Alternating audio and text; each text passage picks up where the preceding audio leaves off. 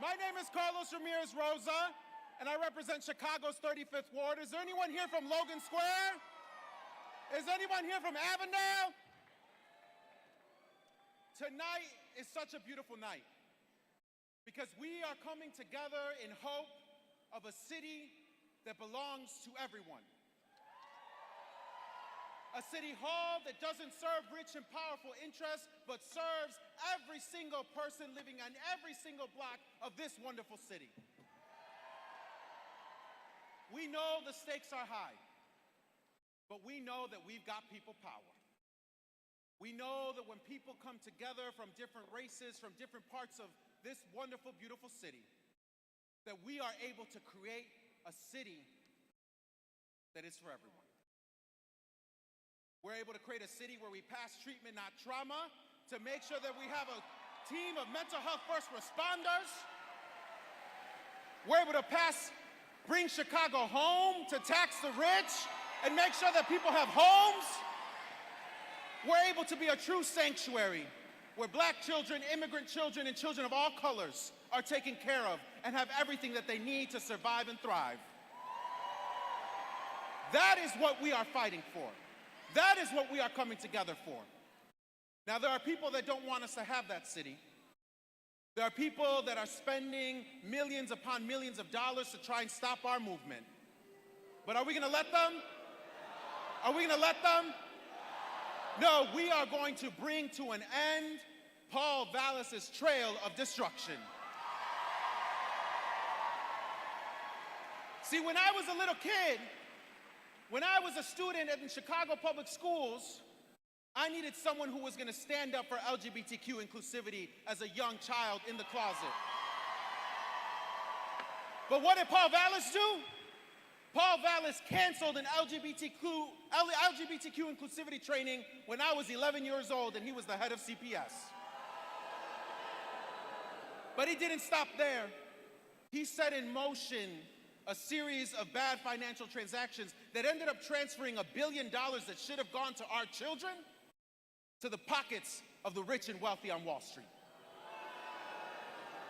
Then when he got done messing up our schools, he went to other parts of the country. In Philadelphia, left an $80 million deficit, said, I don't know how to fix this, and then went on a vacation paid for by a no-bid contractor who he had helped that person get rich on the backs of the children of the school. Then in New Orleans, he closed a third of schools. Is that right? Mostly in Black neighborhoods. This man has caused so much harm. So much harm. But it ends now. Because we have a candidate like Brandon Johnson who brings people together.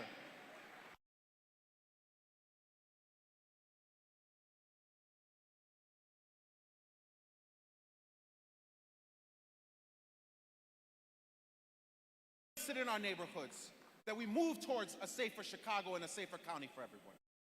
And when Brandon Johnson is mayor, we, the people of the city of Chicago, will be in City Hall. So when I say Brandon, you say better. Brandon, Brandon, Brandon. And you know what's gonna take us to victory? What's gonna take us to victory, y'all? People power. When I say people, you say power. People. People, people.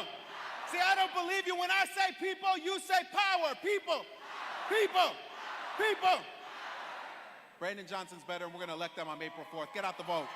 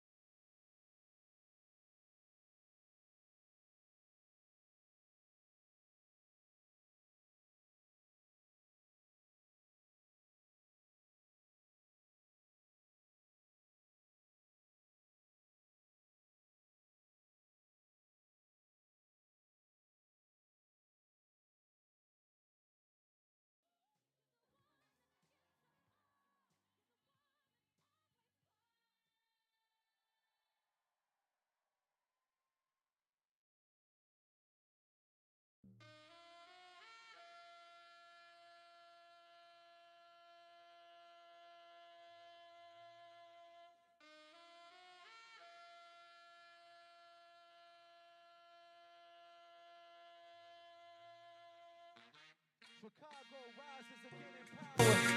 Since Harold Washington's final hour, removing the red line and cowards. If you hear from Brandon Johnson, then scream louder. 3,000 electric body, the black star line right up from the body. We were stolen over the ocean waves. Harold Buff is the moments of revolting slaves. It's the Maya Angelou, the broken page. It's the revival, for Garvey, Mugabe, Gaddafi, Kwame Ture, I move clever like a Nazi. I'm a fighter like Yashanti. Why? Let the people sing humbly aloud. Let the people be inspired. All black, everything more than just a tire. It's what they never seen. We on fire, Bernie Sanders got the kerosene. We free the youth from mental slavery. The answer moves the things away from me. My God is proof I'm living faithfully. When I die, it's too mistakenly. This is unity of the diaspora. And what if they lie say about the water? No kid, we got the same enemy. That mean we on the same team as the former.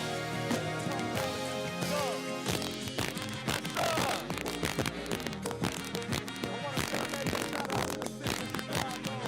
It's a beautiful thing to see so many people gathered in one space. One common nation and one common goal.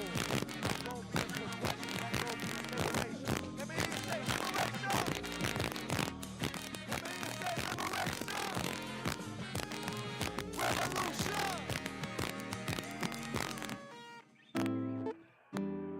This song is called Shelter. I think that one of the major topics we have in play is safety, obviously. There's a war going on outside that nobody's safe from.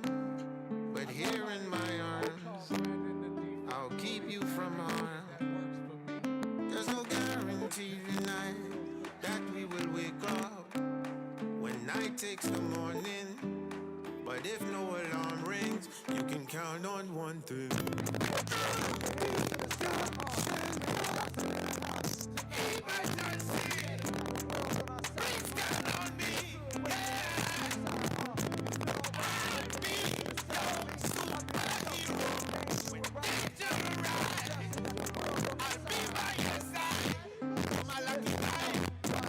Told me call 911. But who do you call when an ambulance don't come? Or watch as the ones who are law to protect us wrongfully convict us. Call it corrections next. The paper banks out when we in recession. Hang us in a jail cell. The swinging elections in Chicago streets. Potholes is deep. The tire holes creep like TLC.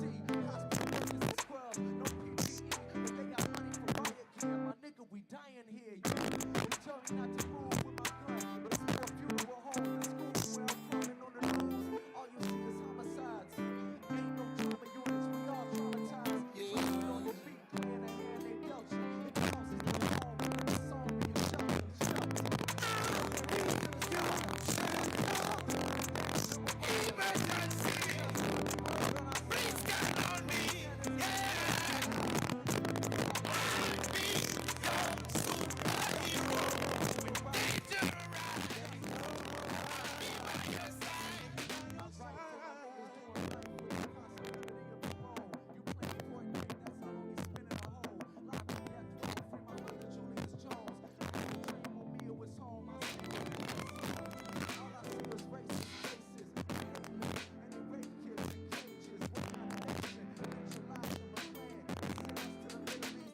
For the flag, Travis is saying to sell us medication, demand reparations, they take mad patience, petty cash payments, we get minimum wages, keep us the black plague, then send us a white slave.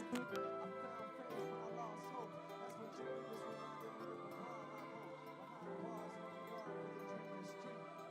so that we can be free. This moment is dedicated to all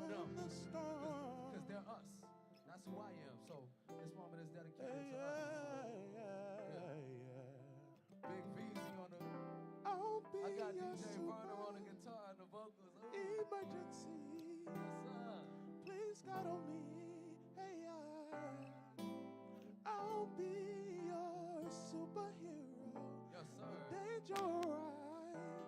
I'll be by your side. You're my lucky die, yeah. There we go, y'all. There we go, y'all. Look, man, my name is Vic Mensa. I got one more song for y'all before we leave out of here. This record is called We Could Be Free.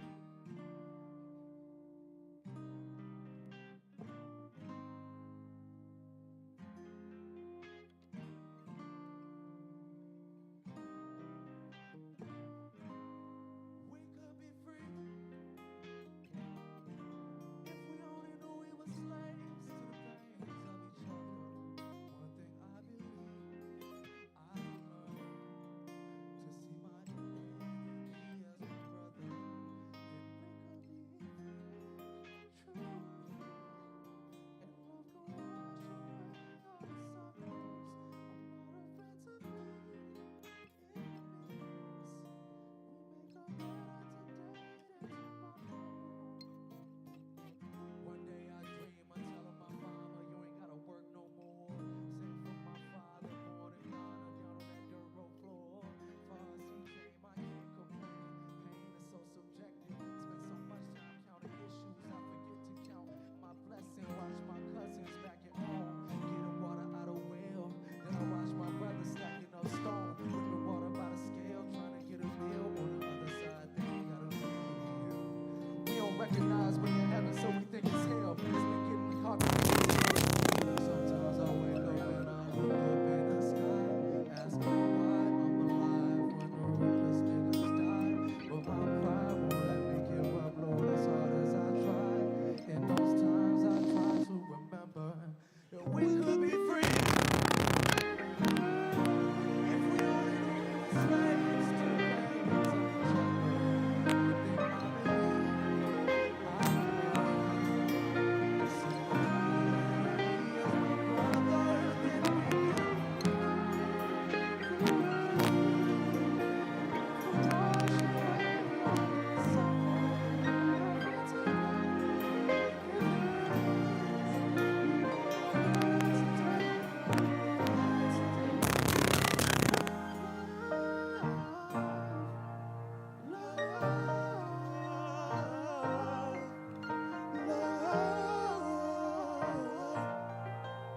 we can wash away all the suffering. Not tomorrow. I don't wanna wait for the afterlife. I don't wanna vigil by candlelight. I don't wanna be the new sacrifice. I don't wanna turn into a poltergeist, be a ghost at night full of broken dreams. Mama crying at an open casket, cold as ice. Suit 3-piece, all dressed up for something. Pastor say put faith in God, but faith alone can't make things right. Fuck you, should have patronized somebody's son who daddy died. Why the city singing county blues? Why the city singing Alton's blues? Why? Perpetrated this every time I watch the news. What the fuck I got to lose? Only gonna bleed if it means things improve. Fools saying all lives matter. Black lives they refuse to include. Blocked from the pros, locked in the hood, trying to stop you from moving, stop you from growing. Cops keep blowing and blowing, keep black folks rocking and cotton. No one to the own. Sometimes I wake up and I look up in the sky, asking why I'm alive. All the times I could have died, who am I in my place? I contemplate suicide. In those times I try to remember we could be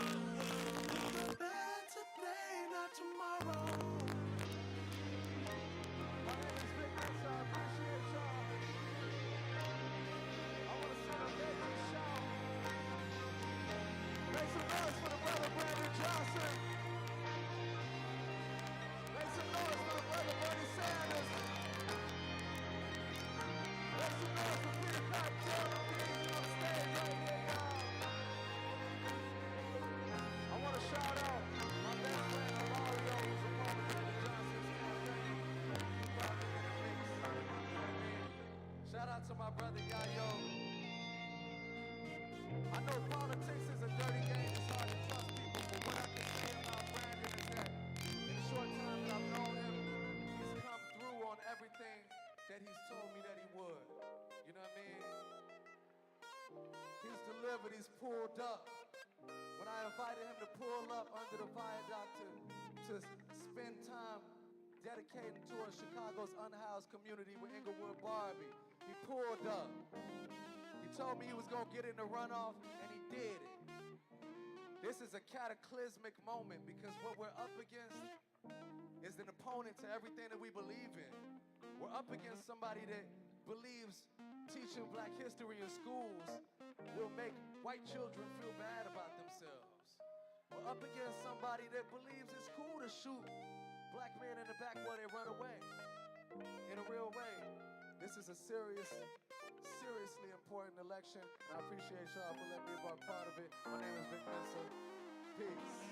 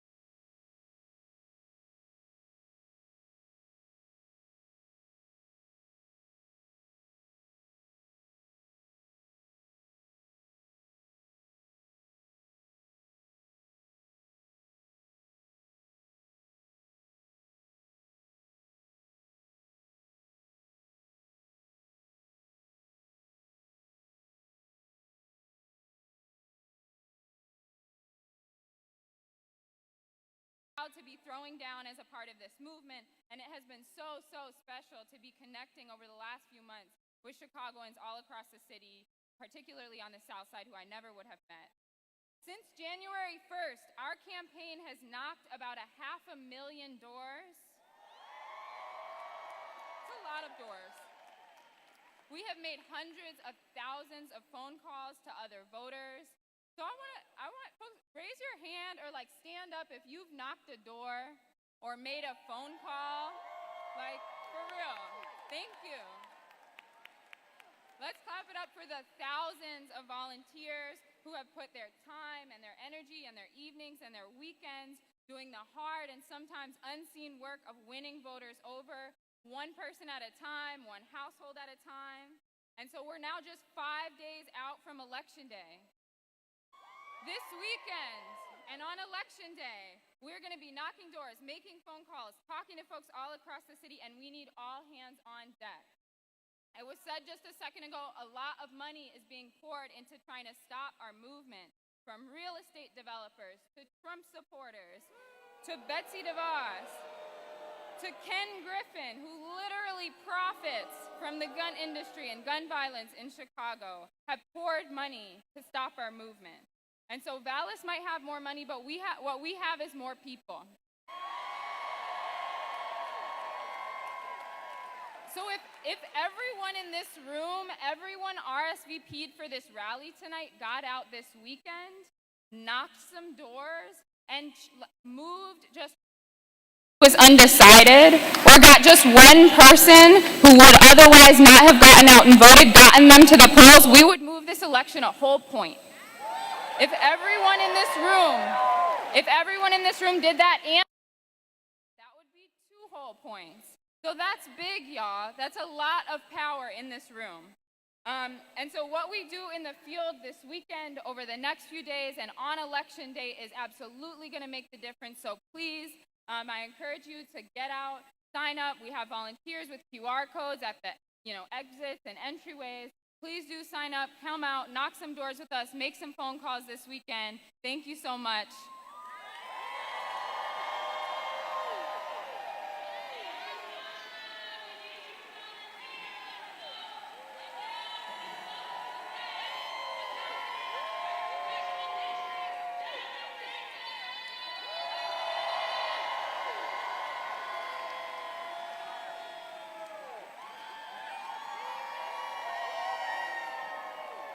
I love you, Chicago. I want to thank all of my colleagues and friends for their time, and each and every one of you for having come out, for your commitment to Chicago. Chicago is a unique and important city in the unfolding history of this country. There's no getting around Chicago. If you want national solutions, you've got to come through Chicago. If you want real innovation, you have to come through Chicago. If you want global impact, you're going to have to come through Chicago. The kind of leaders that Chicago produces are ready on day one. You can't lead this city without actually being a leader. Just because people call you a leader does not make you a leader. Leadership is not a job description. Leadership is about having conviction. And when the tough decisions are before you, you're willing to let your principles guide you to make a decision on behalf of all of the people. When you are a leader, you ask yourself, what does justice have to say about this? When you're a leader, you have to ask yourself, is this fair? When you're a leader, you have to ask yourself, will we be able to empower people to make decisions in their best interest?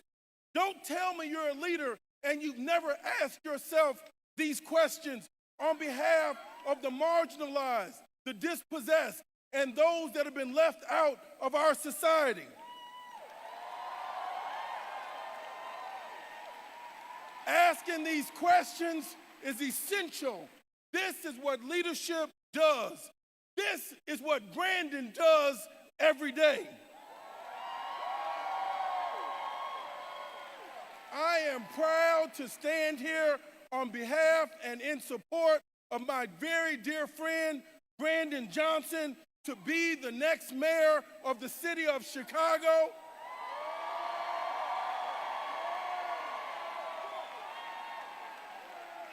But let me share one last thing with you. What I like about Brandon the most is the fact that this race is not the defining moment of his career. We want Brandon to be the mayor of the city of Chicago, no doubt about it. But this was not the defining moment of his career. Brandon's decision to run for mayor is important, but the most important decision that Brandon ever made for his career happened on the day he decided to be a teacher to get in front of our children.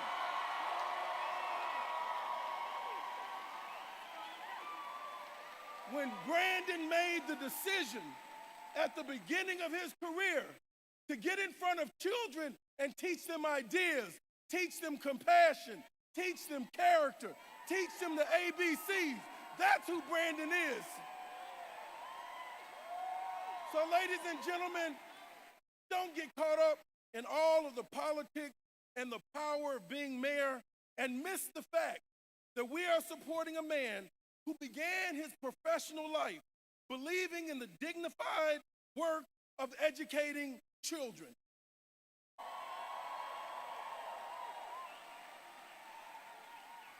Brandon thought that children were important before he had access to power.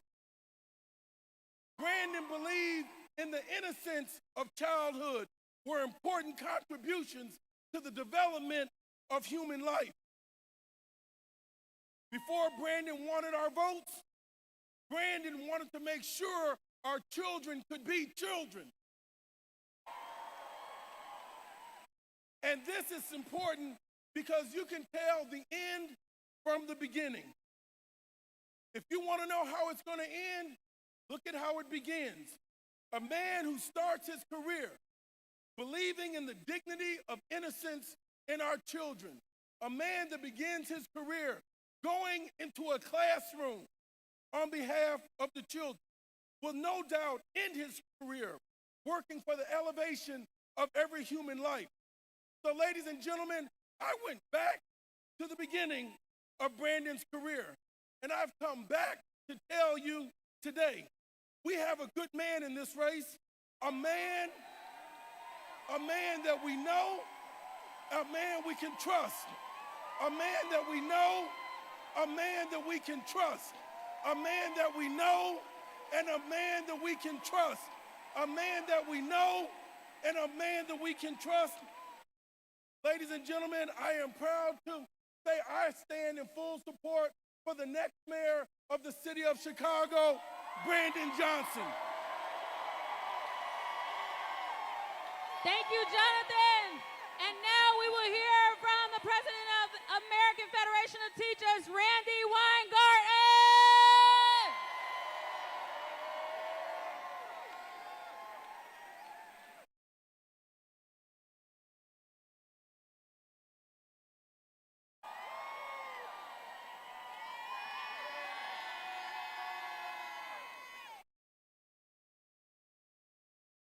Okay, the last time I saw this kind of energy in Chicago, it was when Barack Obama was elected president.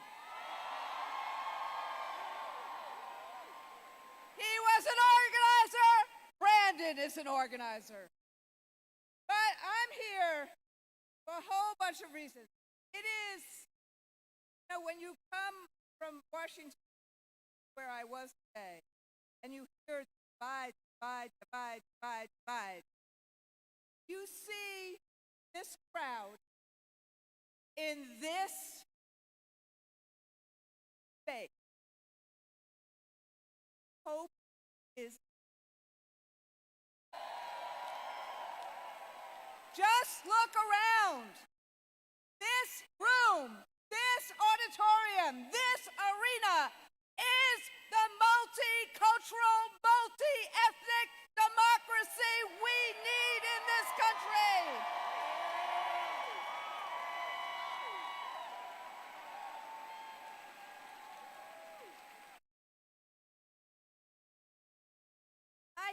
just the energy here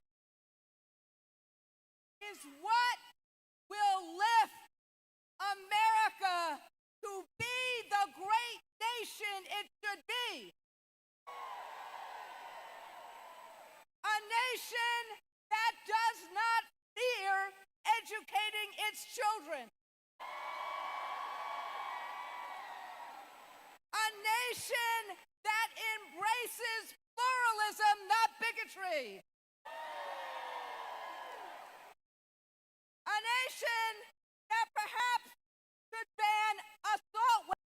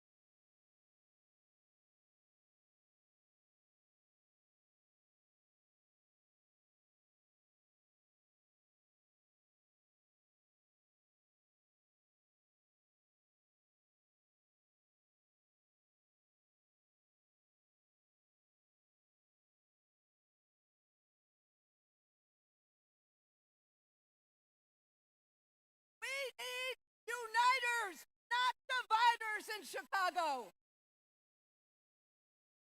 We need people who will lift people up, not people who tear people apart.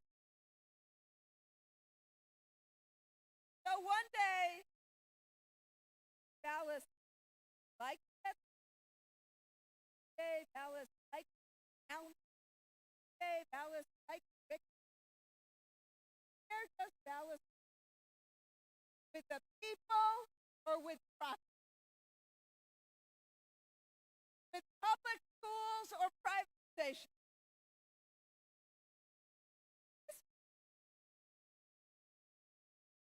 We also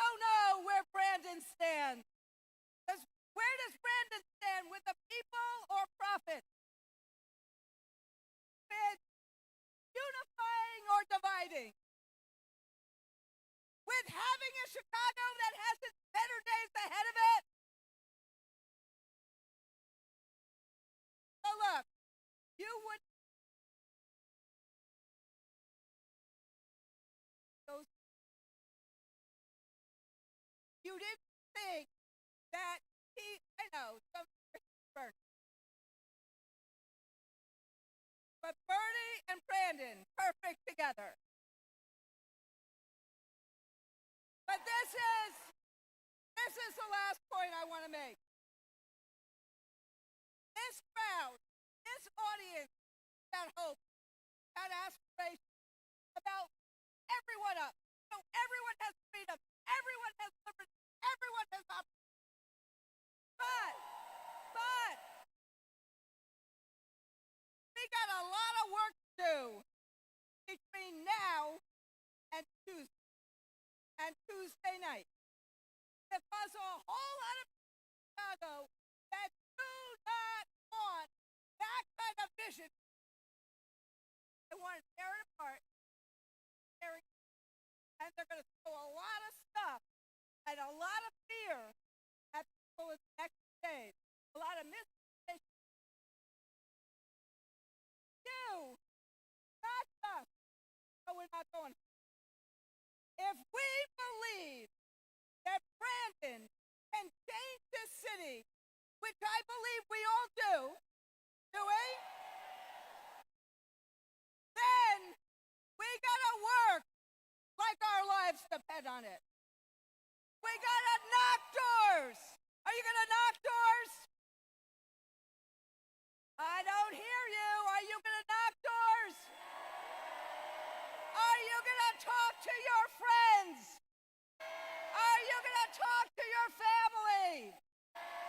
Are you gonna talk to those family and friends that you haven't talked to in the last few years? And are we gonna get out the vote? Are we gonna get out the vote? Are we gonna get out the vote like our lives depend on it? And are we gonna vote? And if we do all of that, Brandon Johnson will be the next mayor of Chicago.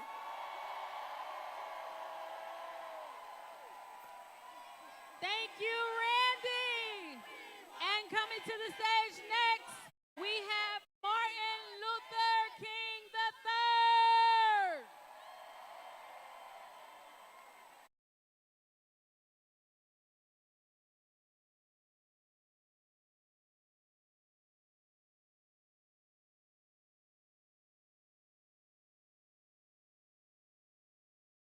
Hello, Chicago.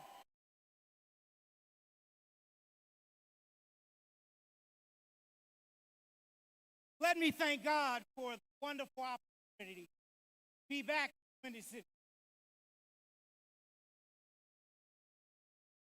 And we're gathered here for some important work. What I know is, and you may be asking, well, why would Martin Luther King III come to Chicago?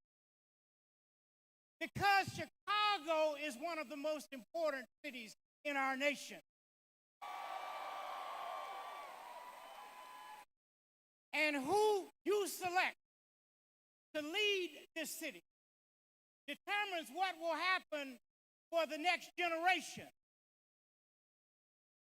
Sometimes people run as good politicians, but it is said that the statesperson, I want to pass something about Brandon. The statesperson plans for the next generation. There are critical issues that must be decided in this city, and it takes the community to be engaged. My father used to say that one of the most important steps we must take is that short step ballot box. And you happen to have an election on April 4th. April 4th will be 55 years since my father was killed. But he's going to be looking down on Chicago on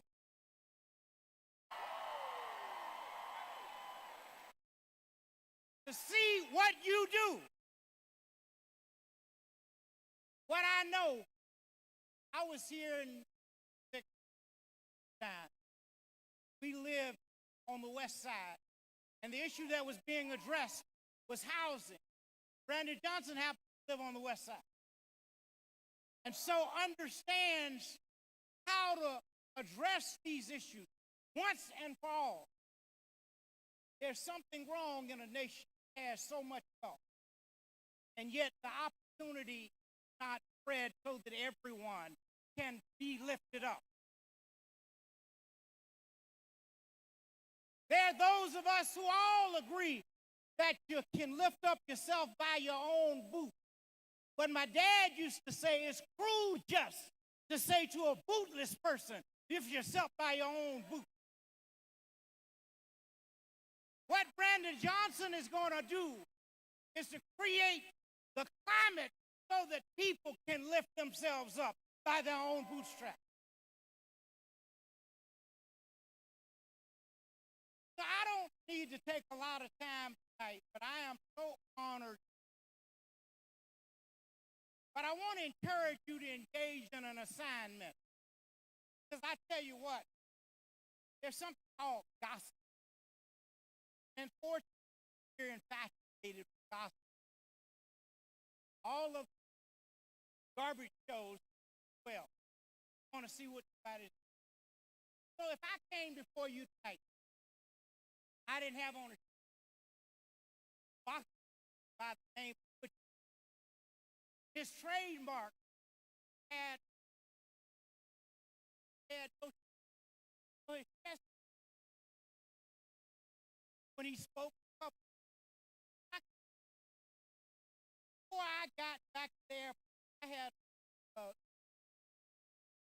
everybody in Chicago that boy ain't right. So that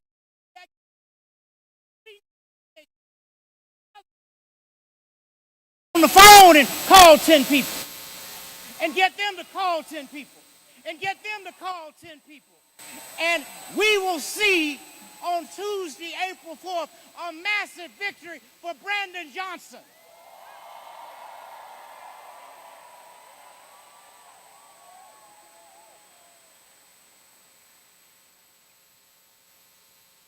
Look at what's going on around the nation. How many of us really are fulfilled? Yeah, I have a 14-year-old daughter who will be 15 shortly. And she embarrassed me recently. Because about this, she at 14 has fewer rights today than the day she was born on May 25th of 2008. What do I mean by that? Well, in 2013, the Voting Rights Act was eviscerated by the United States Supreme Court. Then, in 2020, our state of Georgia put provisions in place to make it harder to vote, and a number of other states around this nation as well. And then, 2022, the Supreme Court took away women's right to choose. What kind of nation are we living in where oppression is being legislated? And the only way that changes is when young women and men participate in the process.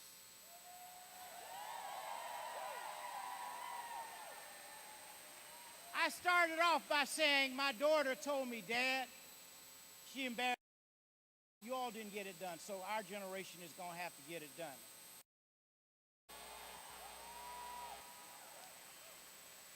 And then when we talk about the violence that exists, Dad wanted to eradicate poverty, racism, and violence from our nation. And part of the issue is we have lost civility in the political space. Yes, sir. We see what happened nationally today. President Trump finally indicted.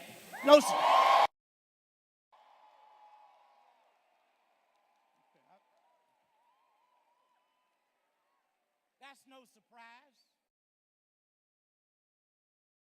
But people like that who are elected, and you've heard that your Fraternal Order of Police head, I mean, it's just totally irresponsible for anyone to talk about some blood occurring in the streets because someone is elected to office. That is a sick mentality. And we cannot continue to embrace and support that kind of leadership. That man needs to resign right now. He's not ready for prime time. In fact, he's not ready for any time. And that can only happen when you as Chicagoans demand that.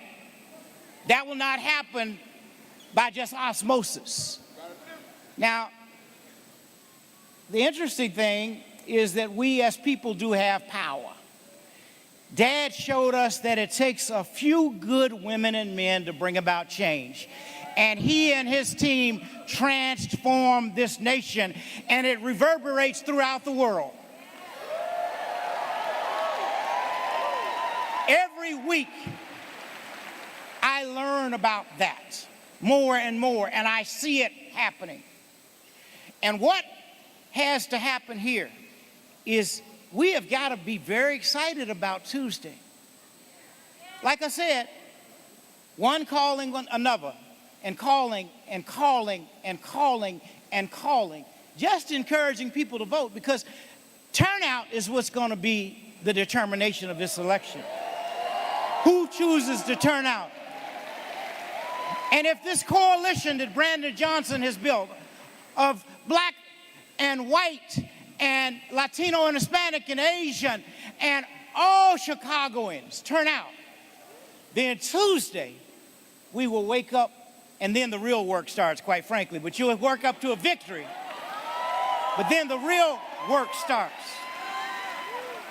We cannot take this for granted because an established person is running for office. I'm not going to even call the name. You all know it. But just because the establishment has said this is the person, first of all, none of us can tell you what to do, nor do I believe any of us can influence in that way. What I do believe is every person has the ability to determine what is right and wrong for this community, for your community. Now, I happen to believe Brandon Johnson is right and ripe for this community.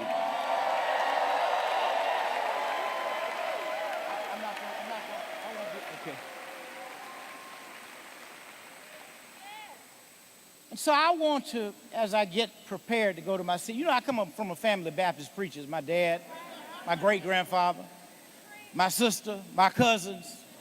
But I'm going to push on because there's work that we've got to do even tonight. As I said, when we leave here, we need to be on the phones. We need to make sure that Sunday and throughout the weekend, as Souls to the Polls is taking place, that we maximize those who are coming out to vote in this great city.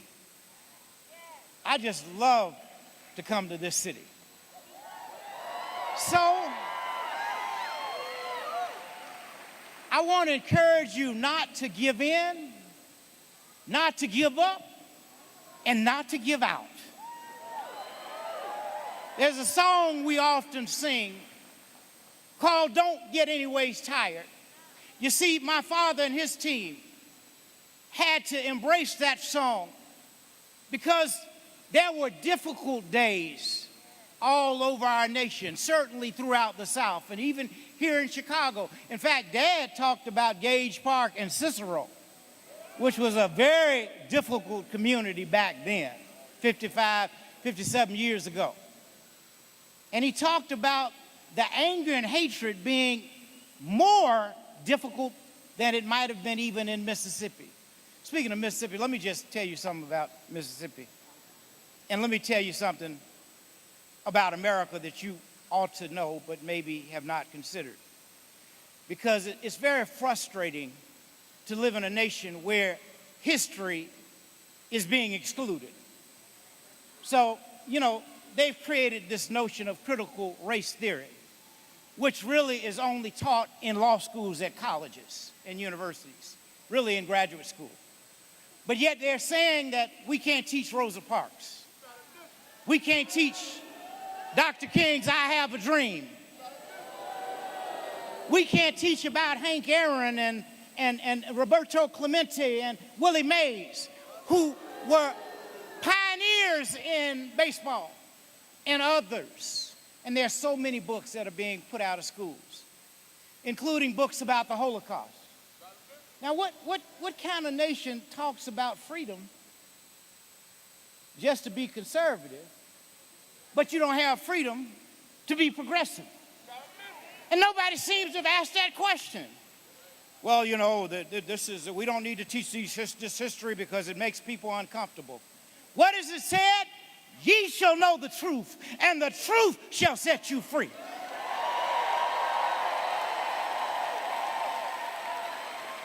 We always must understand history. Very quickly, Mississippi, I want to give an example. I was in Alabama a few weeks ago. Many of the victories that my dad and his team won were in in Alabama. The Montgomery bus boycott in 1955. The Birmingham campaign in 1963. By the way, this year is the 60th year of the anniversary of the March on Washington. And I hope that on August 26th, many of you will join us as we gather again to redouble and quadruple our efforts to make the dream a reality, to realize the dream. Because that dream is an American dream. It is for everyone. It wasn't for black people, just black folk. But it was for everyone to have a decent quality of life, to have a decent job, to have health care, and to have justice.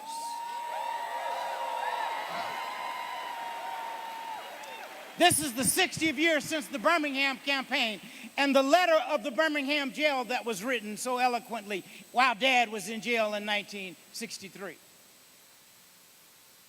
But in Alabama, just a few weeks ago during African American History Month, in Tuscaloosa, where the University of Alabama is, black kids, 300 of them, had to walk out of their school because they were told they could not talk about African American history before 1970, meaning they couldn't talk about slavery. They couldn't talk about the modern civil rights movement. That's Alabama. Then in Mississippi, the governor and the state legislature is creating in Hinds County, which is Jackson, Mississippi, the largest county in the state of Jackson, but also the city with more black folk, 80% than any other city in America in terms of percentages. And yet, the governor is creating a super police and judges that are selected by them, so the people and democracy is excluded. You see, we don't hear about this because they don't run it enough on the news. And so it is up to the people to get engaged. So, as the song says, do not get any ways tired. Why? Because we've come much too far from where we started. Nobody ever told any of us. Nobody told us as we prepare to vote for Brandon Johnson. Some of us already have voted, but I hope we'll continue to vote throughout these next 4 days. Nobody ever told us our roads would be easy. But I know our God did not bring any of us this far to leave us. Thank you so much, Chicago, and may God bless you always.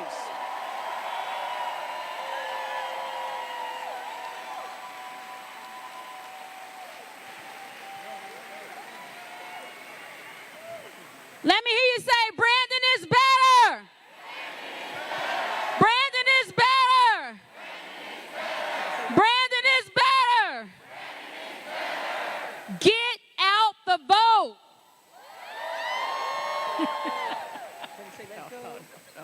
Chicago, make some noise.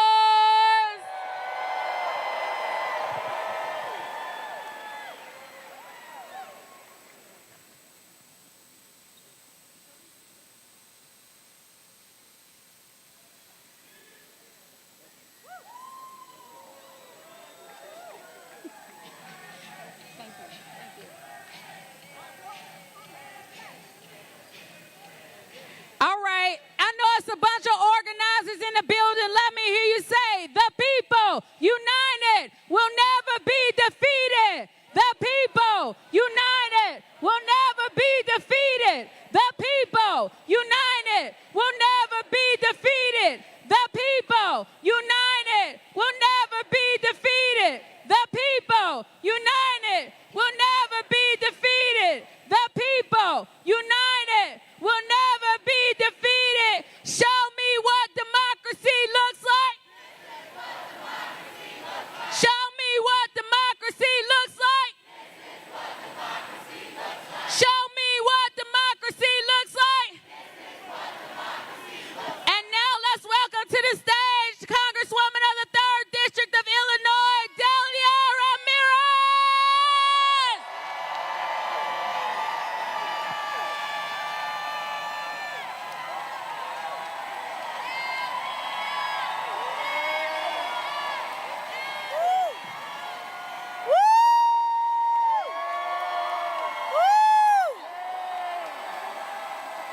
Buenas noches, Chicago!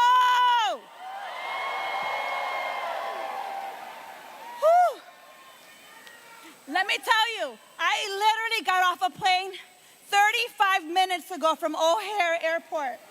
But we got here safely, and I would not have missed this for the world. It is so good to be in Chicago. Let me tell you, after 2 months of being in a house controlled by Republicans, it is so good to be in Chicago where we get things done for working families.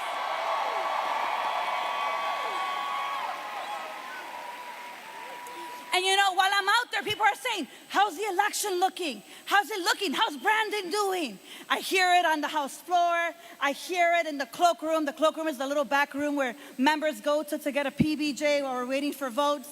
I hear it on the halls. People know what we are doing in Chicago all over the country. And people know that Brandon is better.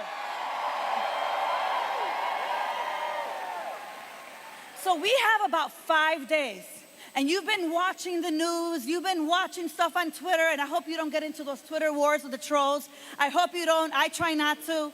But there are naysayers who want to do everything possible to prevent us from taking back our city.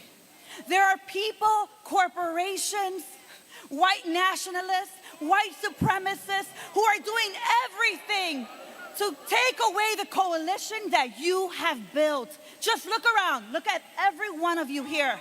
Look at the diversity, the beauty, the age. Working class Chicagoans are here.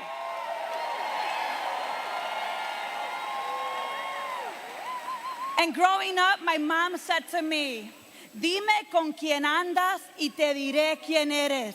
It means tell me who you're with and I'll tell you who you are. Well, look around. This is who Brandon hangs out with every single day.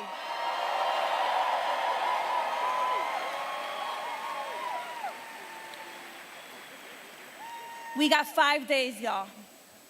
And let me tell you that I came back ready to fight like hell. Because I know that for those of us that have lived in the city our whole life, for those of us who have never seen hope in leadership in the 5th floor and are waiting to have someone that's not going to work for us, but is going to work with us, this moment has arrived today. So,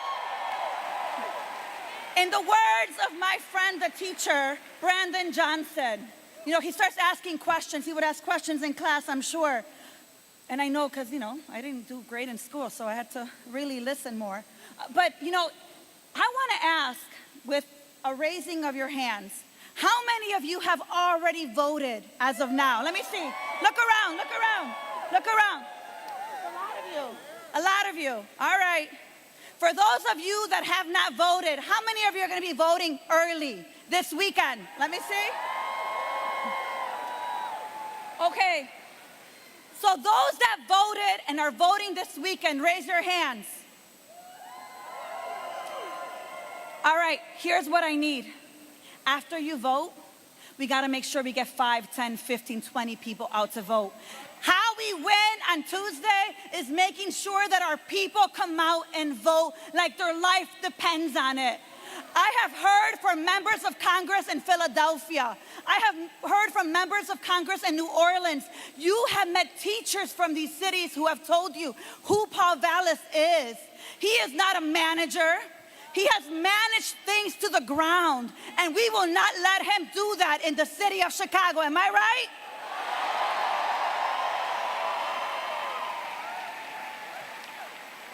What we know is that Chicago has been building a movement for decades, and today and the next 5 days, it is a matter of finally getting to the place that we have been working so hard to arrive. So let me tell you this. We're going to fight like hell for working families. Am I right?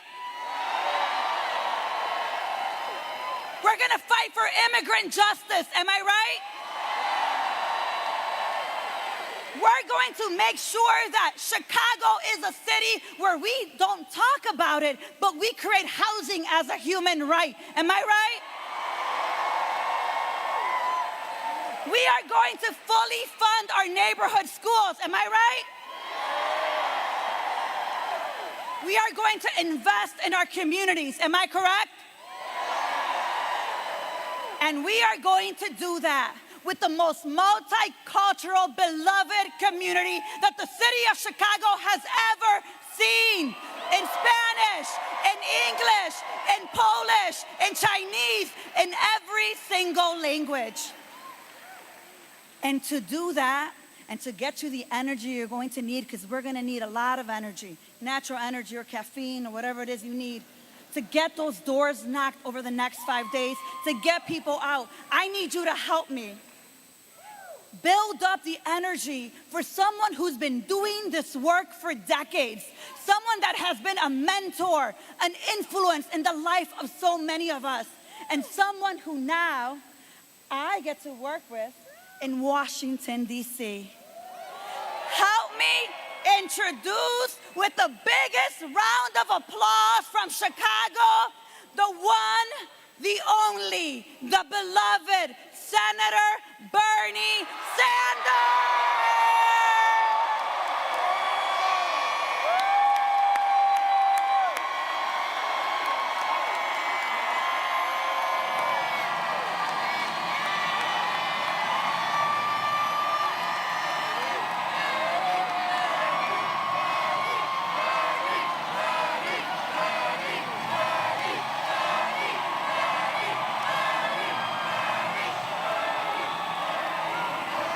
Whoa!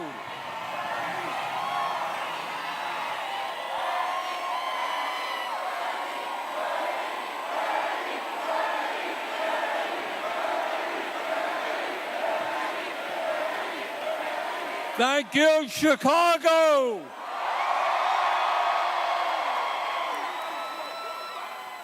It is great.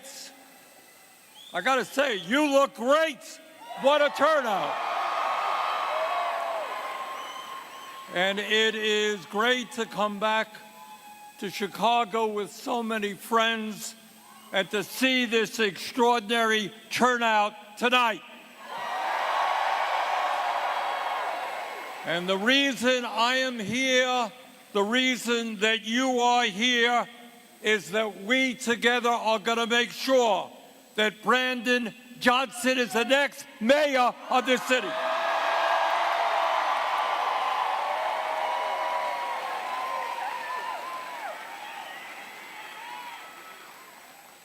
Before I get into some of the issues that have motivated me to be here, I want to make this point, and I know you've heard it before, but it's true. This is going to be a close election, and the deciding factor will be voter turnout.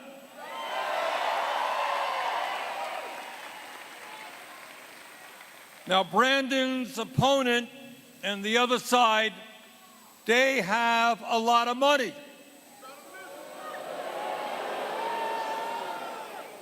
And that's what always happens when you take on the establishment They have the money. They got a lot of power. But you know what we have? We have the people.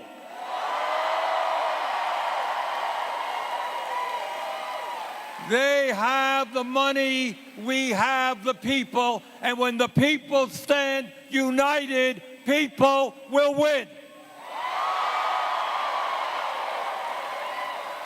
So our job on Tuesday is to make sure we have the largest voter turnout this city has ever seen.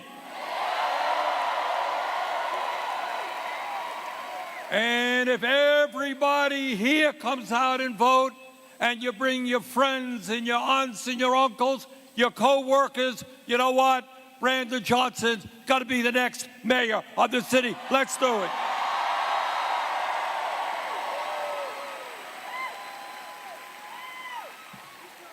You know, I am honored to be here on the podium with friends who have spent their whole life struggling for justice. We have the son of Martin Luther King Jr. here. And Dr. King has been an enormous inspiration to me and to many of you. And we have here Jesse Jackson. And I want to say something about Jesse Jackson. We talk about the concept today of bringing blacks and whites and Latinos, Asian Americans, Native Americans together. And today we talk about it over and over again, not a difficult concept to understand. Jesse Jackson, 30, 40 years ago, was talking about that.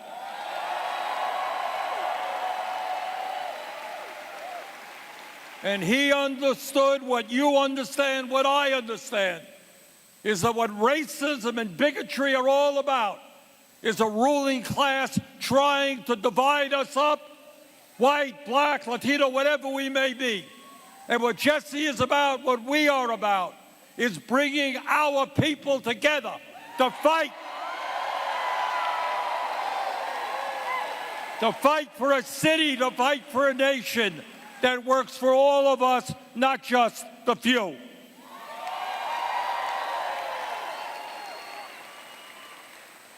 And that's what Brandon Johnson is about. He's going to do what this city has never seen. He's going to bring people together to make sure that all of our people have a decent life. And what Brandon and all of us are doing here tonight in Chicago is what we have got to do all over the country, what some of us in Washington are trying to do, and that is create local, state, federal government that works for all, not just the 1%.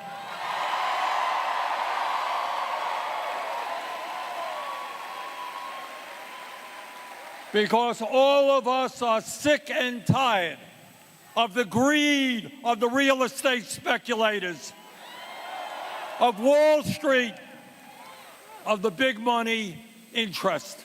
And all of us understand that today, in an unprecedented way, we are seeing the billionaires and the rich get richer while the working class struggles to stay alive.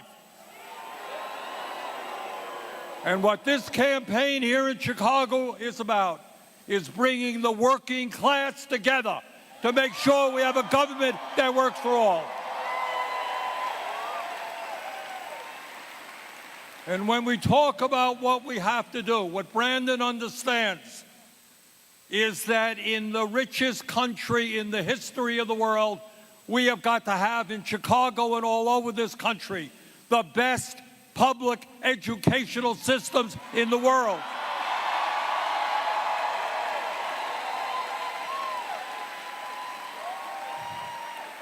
Unlike his opponent, Brandon understands we don't need to privatize education. We need to strengthen public education.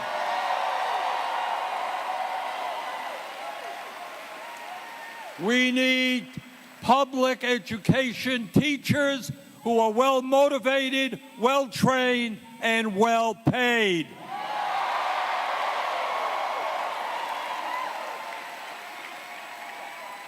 And Brandon understands that our little kids and their parents deserve the best possible child care that we can provide. And I want everybody to understand what I know you already do, that the psychologists tell us that ages 0 through 4 are the most important for human intellectual and emotional development. And yet today we have a child care system which is significantly dysfunctional.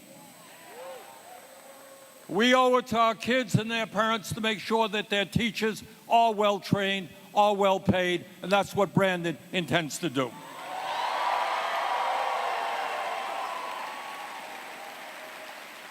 And Brandon understands that when we talk about education, higher education has got to be available to all regardless of their income.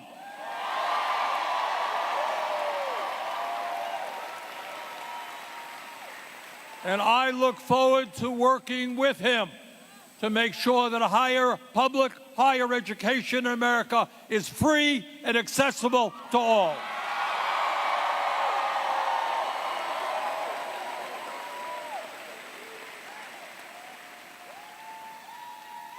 And Brandon understands there are a lot of kids who don't want to go to a four-year college, but want to go out and make a good living doing the kinds of work that desperately needs to be done to rebuild America. He is going to strengthen apprenticeship programs in this city.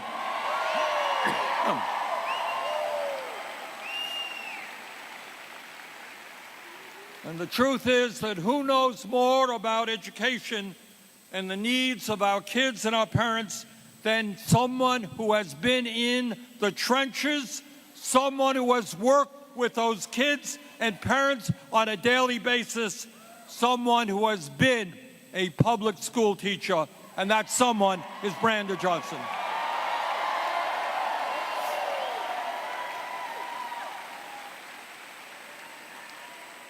And Brandon understands that in Chicago and all over this country, not just Chicago, we have a major housing crisis.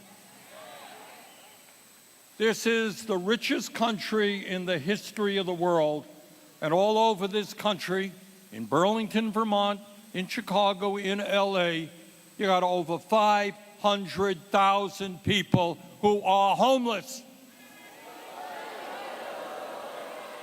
And Brandon understands that you got working class families here in Chicago paying 50–60% of their limited incomes on housing. And that is why he has developed a housing program which is designed to help working families, not real estate speculators.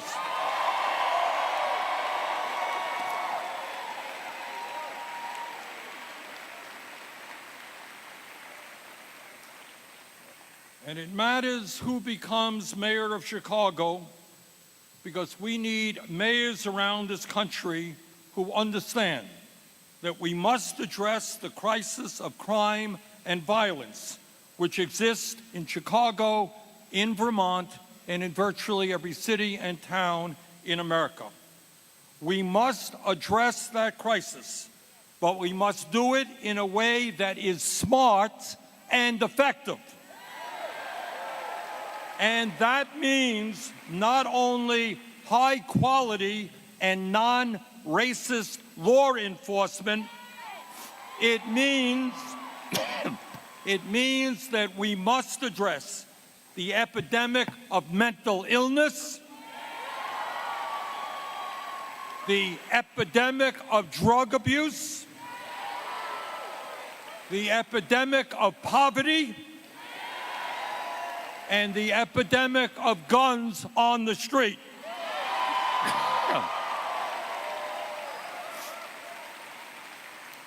And that is something that Brandon Johnson understands. And it matters who becomes mayor of Chicago, because we need someone in the mayor's office who understands that we need not only job creation, but that we need jobs that provide workers with decent wages, with decent benefits, with decent schedules and working conditions. And that candidate is a son of the working class, Brandon Johnson.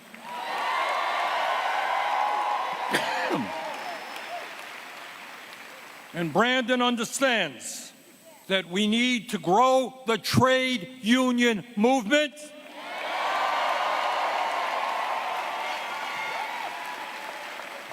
and give workers the ability to negotiate decent contracts. And he is a strong supporter of the union movement because he understands, as you all do, that union workers make 20% more than non-union workers who do the same jobs.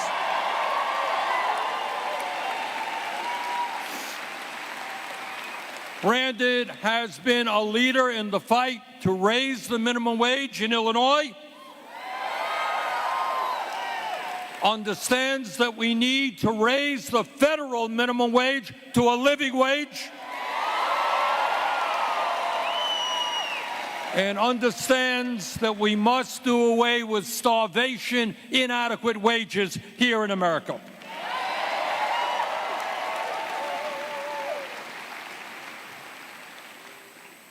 Brandon Johnson understands that health care is a human right, not a privilege.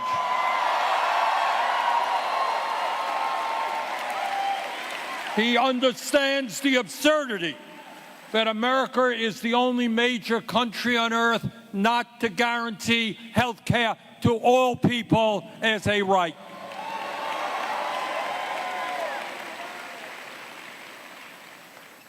After years of defunding public mental health clinics, Brandon understands that we must reopen the shuttered mental health clinics here in Chicago and get people the help that they need.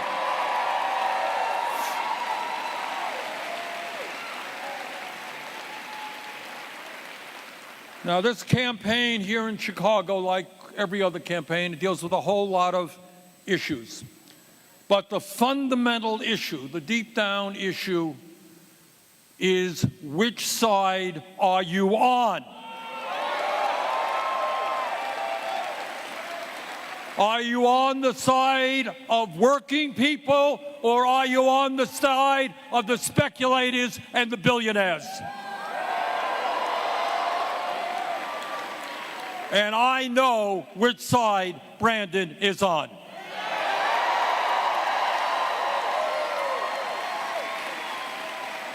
And let me just conclude by saying this. I don't know, many of you may not know this, but way back when I was the mayor of Burlington, Vermont. So I know a little bit. Burlington is not quite Chicago, but I know a little bit about being mayor. And the major thing that I know is that no mayor, no matter how good, no matter how smart, can do it alone. So what I want you to do is not just elect Brandon. I want you to elect him and then work with him to rebuild this city.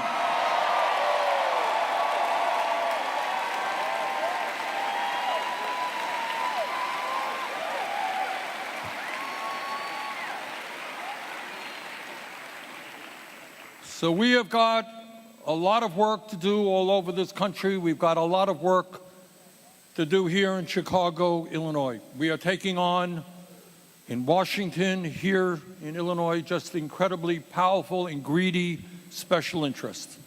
But at the end of the day, I have absolute confidence that if we stand together, if we have the courage to take on powerful people whose greed is destroying this country, If we are prepared to do that, we can create the kind of city that the people of Chicago deserve, the kind of nation that all of us deserve.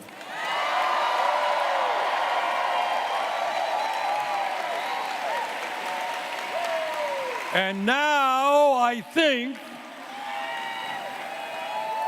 I am going to introduce to you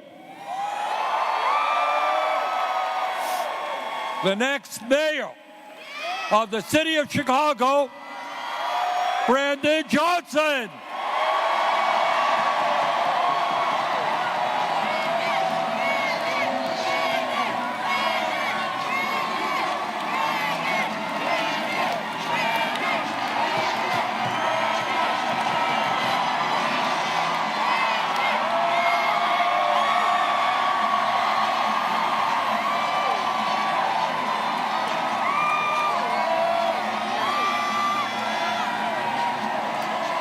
Go get him, man.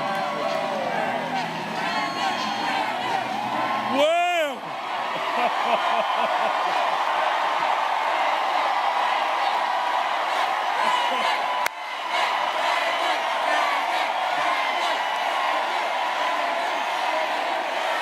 Thank you.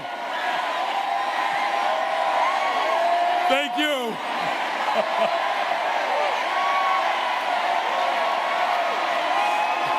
Thank you, thank you, thank you, thank you, thank you so much. How the heck are you, Chicago?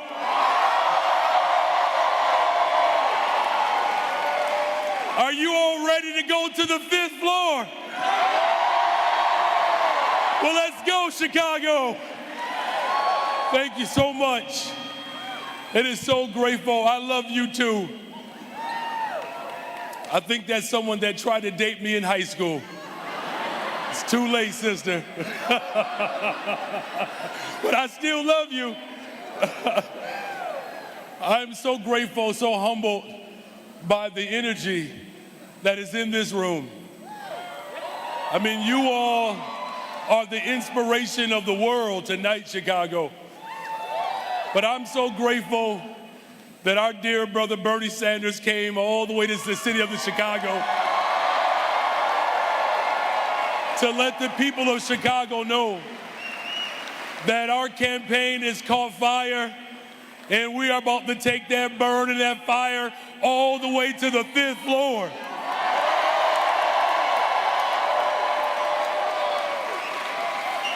The people of Chicago have made it perfectly clear that a better, stronger, safer Chicago is just moments away. But let's just talk about for a minute how we got here. And so whether you came from Salis, Mississippi, like my family, or Central or South America, or anywhere in the globe, you came to the city of Chicago to find refuge. You came to the city of Chicago to fulfill hopes and dreams of our ancestors. You came to the city of Chicago because this is the place that have brought black, brown, white, Asian, young, old, no matter where you are, you deserve a city that welcomes you and embraces you.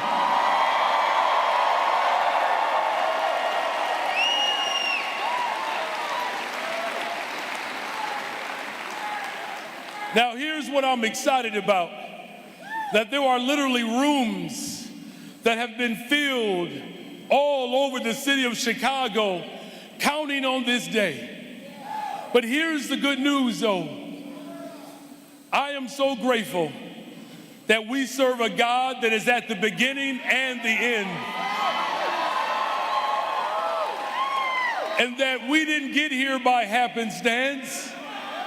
It is not coincidence that we are in this gathering today. We got here by our faith.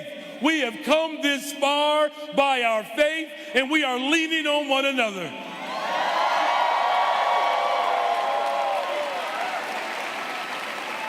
Now, there are some forces, however, that are intimidated by this room.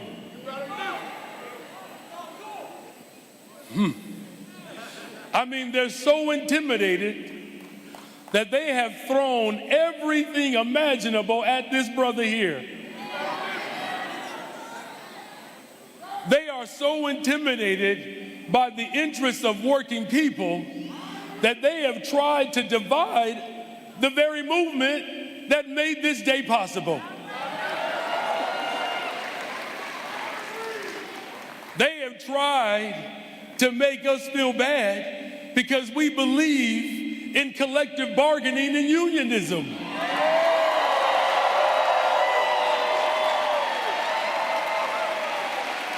Let me make this perfectly clear. The last I checked, Chicago is a union town.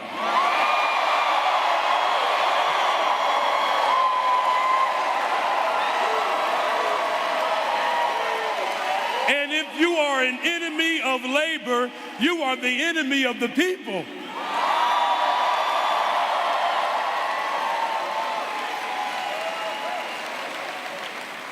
Now, here's how ridiculous their lies are.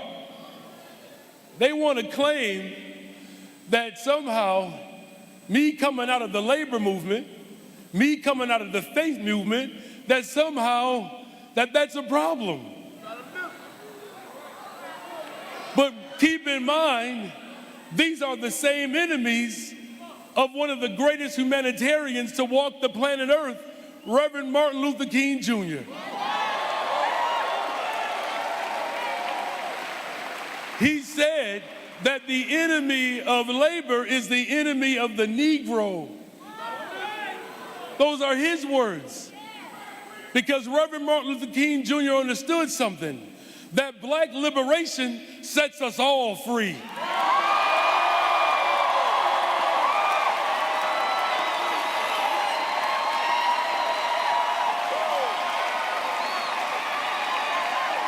And if you don't believe in the liberation of people, you don't deserve to be on the 5th floor for the people.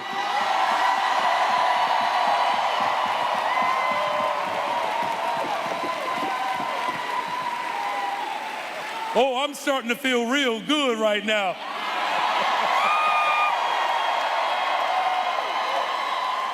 I heard a psalmist say, I feel like going on. Now, let me tell you how good it feels to be in this moment. When I made my announcement in October in Cabrini Green, USA, one of the greatest neighborhoods on the planet. And that's where I started my teaching career. And there are some of my students here tonight. And I want to give a special shout out to 2 brothers that I helped get a little better. Now, before I say their names, I just want you to know that they still owe me some assignments. But I told them, since they're voting for me, I'm going to excuse those assignments. But I want to thank Huel Collier and Malik Savage, because they are the reason why I'm here today.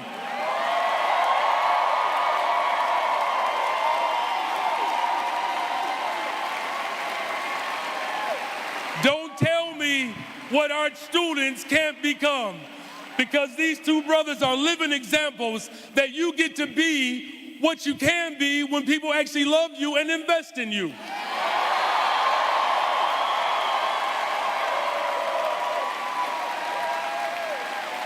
Now, when I made my announcement, I was polling at 2.3%.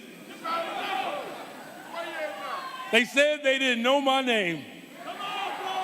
They said they weren't familiar with a progressive movement that was going to bring transformation. Well, if you didn't know, now you know.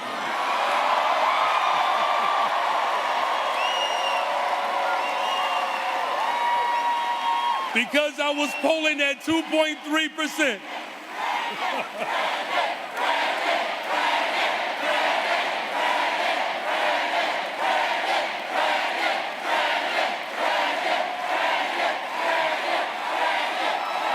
Thank you. Now, we were polling at 2.3%. And here's what I'm going to say about that. People try to judge us based upon not just polling, but data points. They try to use data points to get us to give up. They use standardized test scores to tell our black and brown children and working class parents that our children can't learn. They use data points to determine whether or not we get to have a life expectancy beyond 55, 60 years on the west and south sides of Chicago. They try to use data points to determine our wealth. They try to use data points to determine whether or not we can actually afford to live in the city of Chicago. But I want to serve notice today. Just like we didn't give up in October with the 2.3%, we're not giving up on you, Chicago. We're not giving up on you. Because deep down in my soul, I don't believe that no one should be too poor to live in one of the richest cities, in one of the wealthiest countries, at the richest time in the history of the world. Chicago, there's enough for everybody.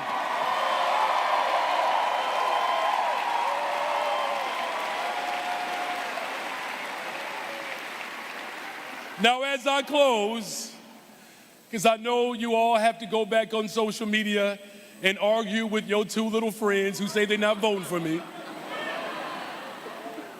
One of them is they're just giving you a hard time, and the other one doesn't live in Chicago, so we good. But this moment, you all, has been brought to us by a very profound struggle. A struggle that many of our ancestors knew that one day tomorrow would come. And I just can't help but recognize and feel that tomorrow has finally arrived, Chicago.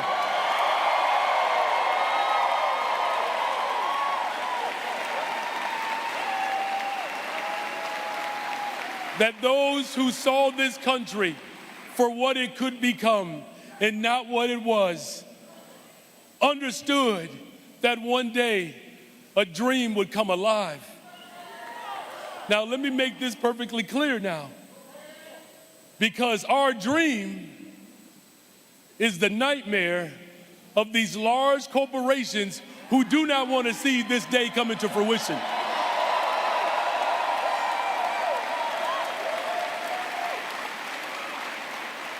Now, as much of it is a nightmare for them, there's room at the table for them.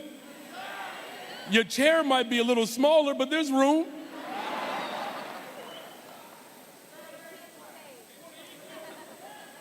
When our country was at one of its most difficult moments in our nation's history, someone decided that it was important to send a signal to the rest of the world. And it wasn't just about having a seat on a bus. It was about being able to sit wherever you want.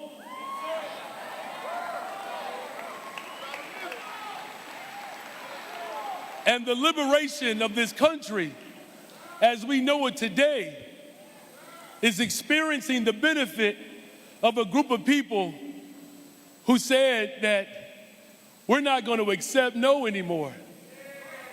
That it's about time that we get to a yes.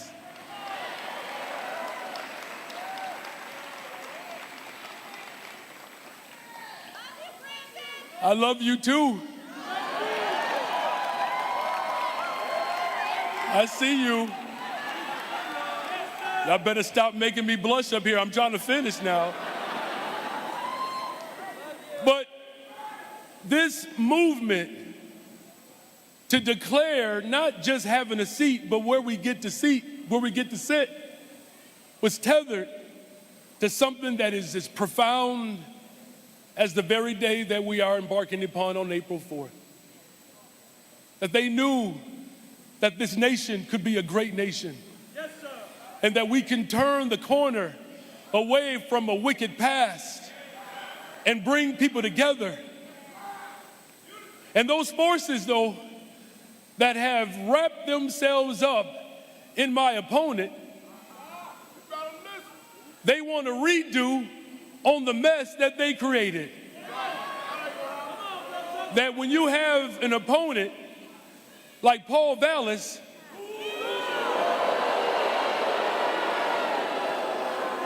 who has literally failed people everywhere he has gone. He has destroyed every economy that he participated in. That his failures are so profound, we are still living the experience of his failure. And just like the people of Montgomery that said, "You will not turn us around," Chicago, we are not going to allow the extremist, right-wing, greedy profiteers turn us around.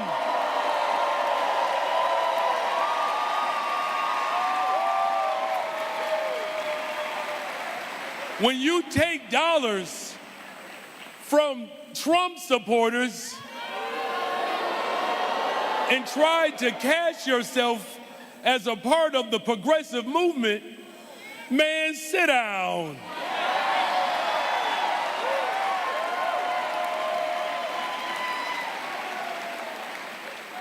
Do me a favor. Say, Paul Vallis.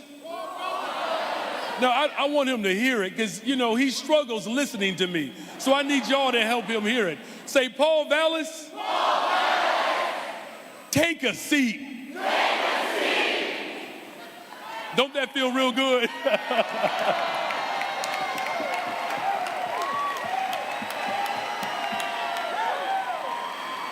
Along came a people who understood the value and the importance of bringing people together.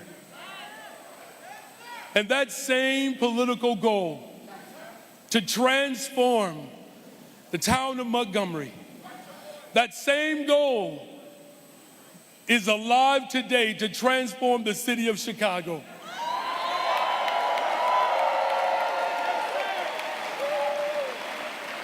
And that political operation brought an amazing human being to the city of Chicago who said that hope is alive.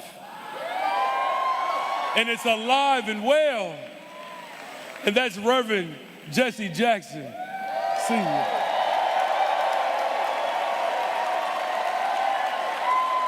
I said that's Reverend Jesse Jackson, Sr. I love you.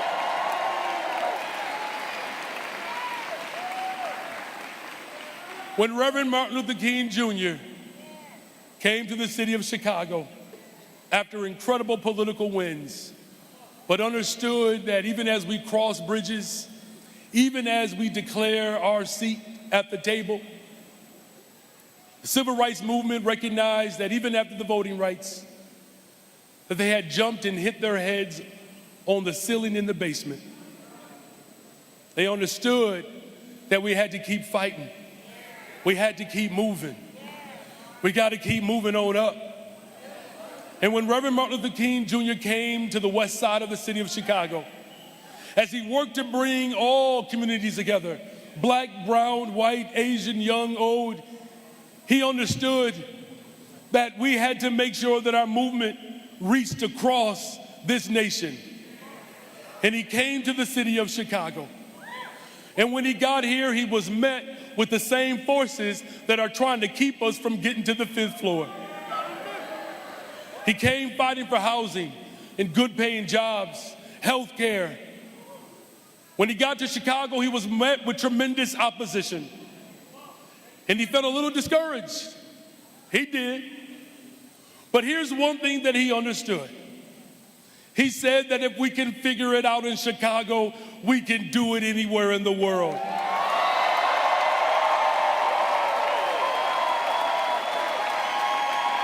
One bullet can't kill a dream, Chicago. I'm counting on you, Chicago, to fulfill a dream of our ancestors. that whether you live in Jefferson Park or Morgan Park or Gage Park or Humboldt Park or Garfield Park, no matter where you live in the city of Chicago, you deserve to have a fully funded neighborhood school. You deserve to have reliable transportation. You deserve to have good paying jobs in health care and access to mental health care. You deserve environmental justice. They can't turn us around, Chicago. On April 4th, I'm counting on you not just to commemorate the life and legacy of a dreamer and his assassination. I'm counting on you, Chicago, to bring a revival and a resurrection in the city of Chicago. Because as Dr. King said, when we do it in Chicago, we take the progressive movement around the world. My name is Brandon Johnson, and I approve all of these messages. Punch 5, come alive, Chicago. Punch 5, come alive, Chicago.